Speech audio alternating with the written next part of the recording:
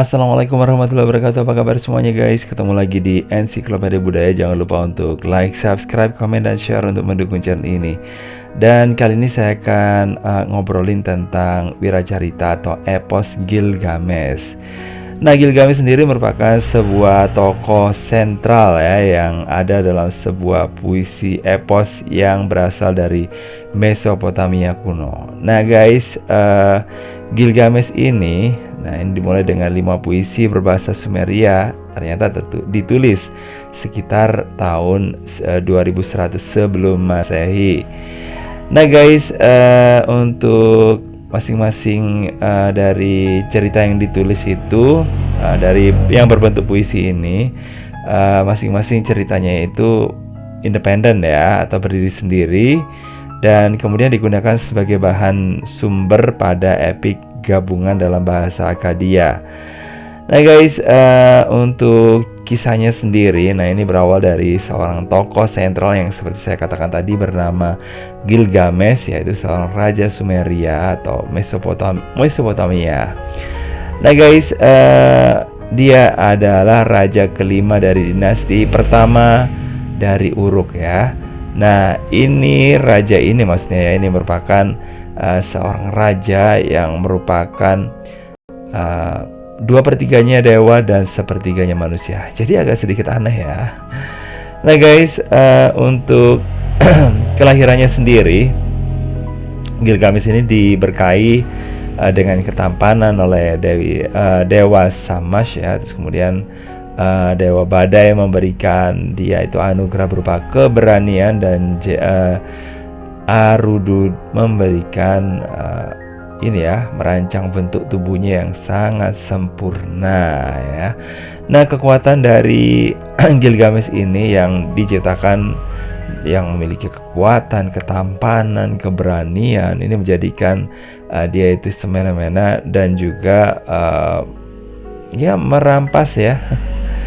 Jadi istri-istri dari para bangsawan dan juga setiap pasangan yang akan ara-araan gitulah ya.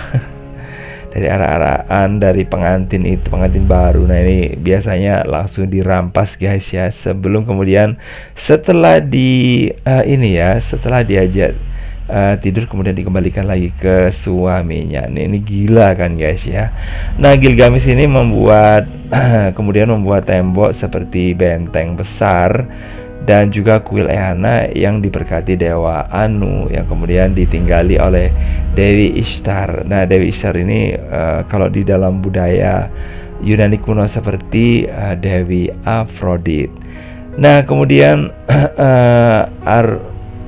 Arudu ini menciptakan makhluk liar berbulu dan juga ya berbulu di sekujur tubuhnya, rambutnya itu juga sangat lebat. Nah, ini dia kemudian dia menciptakannya itu untuk menandingi Gilgamesh karena masyarakat yang ada di kerajaan tersebut itu ya mengeluh ya guys ya, dan memohon kepada dewa supaya supaya adalah ya makhluk yang kekuatannya itu bisa menyaingi Gilgamesh dan akan bisa menandingi Gilgamesh. Nah, ciptaannya itu kemudian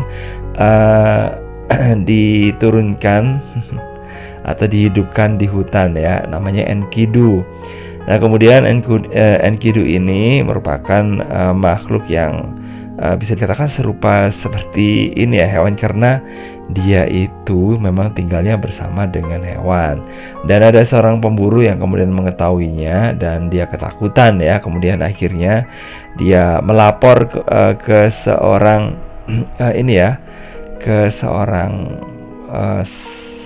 seorang saudara gitulah, atau mungkin tetangganya gitu, yang kemudian mengarahkan untuk menceritakan pada Raja Gilgamesh. Tentu saja untuk menceritakan itu harus dibuat pokoknya berlebihan lah, hiperbola gitu ya, yang membuat rajanya itu akhirnya jadi penasaran gitu. Dan memang benar, raja kemudian akhirnya menyuruh seorang wanita yang kemudian digunakan untuk mendekati Enkidu di tengah hutan. Jadi kayak gitu guys.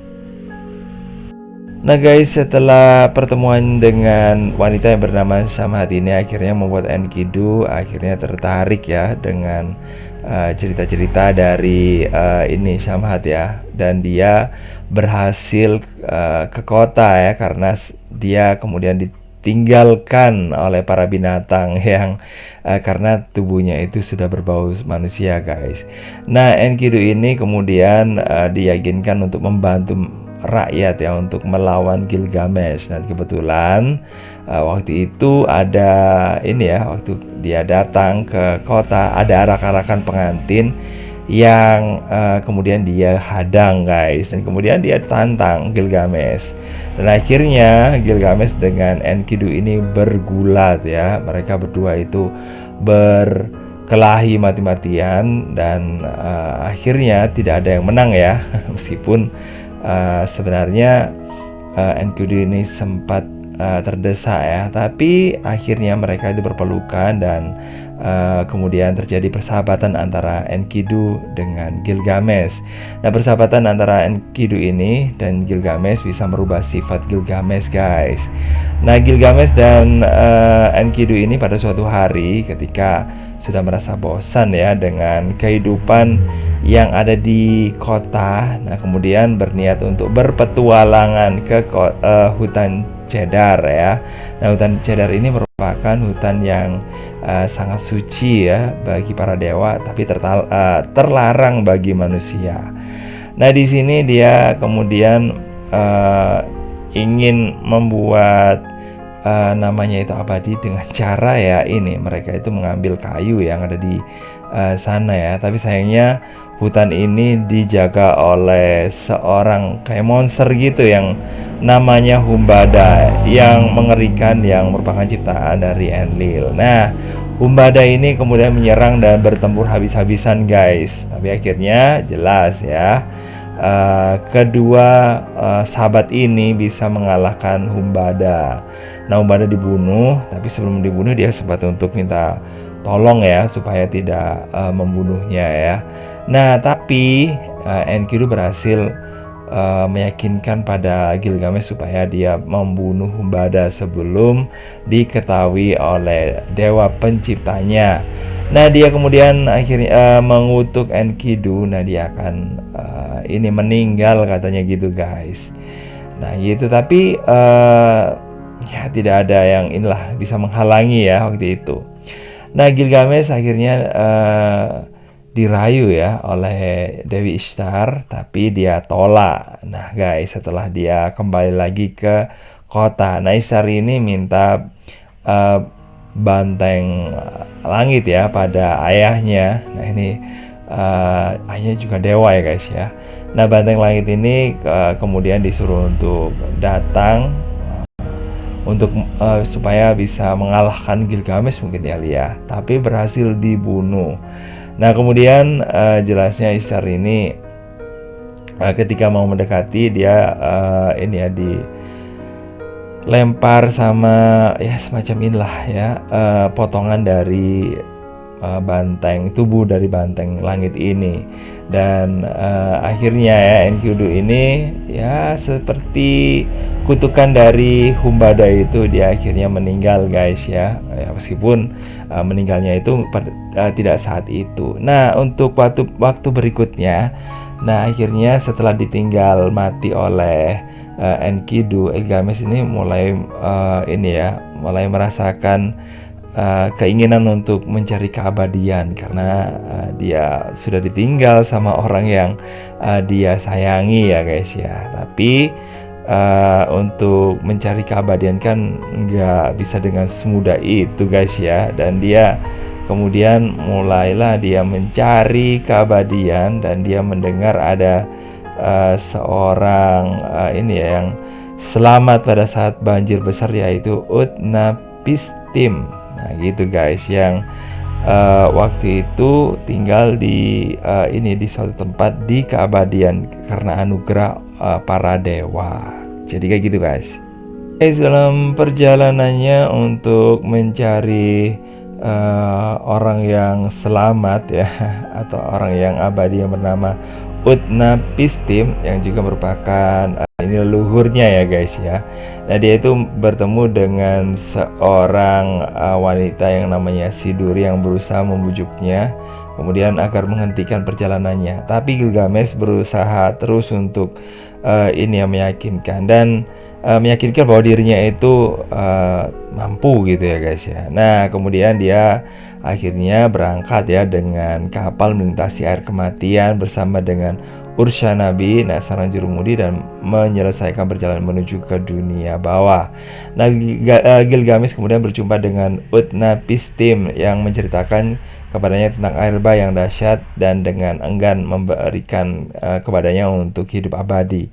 Dia mengatakan pada Gilgamesh bahwa bila dia bisa bertahan tidak tidur selama 6 hari dan 7 malam dia akan bisa abadi. Tapi Gilgamesh ternyata jatuh tertidur dan Utnapishtim menyuruh istrinya memanggang roti untuk setiap hari ia tertidur supaya Gilgamesh tidak menyangkal atau percaya bahwa dirinya itu gagal. Nah, ketika Gilgamesh terbangun, Utnapishtim menceritakan tentang sebuah tanaman yang terdapat di dasar laut dan dia bisa memperolehnya ya supaya bisa mudah kembali. Tapi dia setelah berhasil memperoleh tanaman itu dia nggak segera memakannya, tapi dia kepingin membagikannya pada para orang tua di Uruk ya. Nah kemudian dia menempatkan tanaman itu di tepi sebuah danau sementara dia mandi.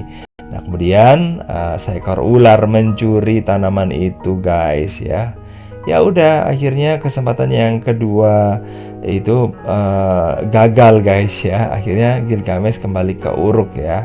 Dan ketika dia melihat dinding-dinding yang begitu besar di sana itu begitu kuat, dia kemudian memuji karya abadi manusia yang fana ini.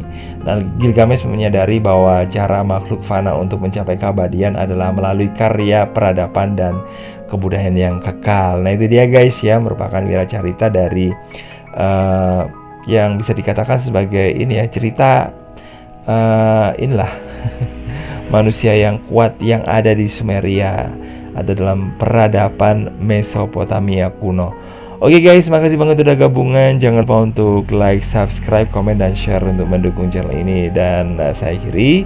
Wassalamualaikum warahmatullahi wabarakatuh. Sampai ketemu lagi di video berikutnya. Bye-bye.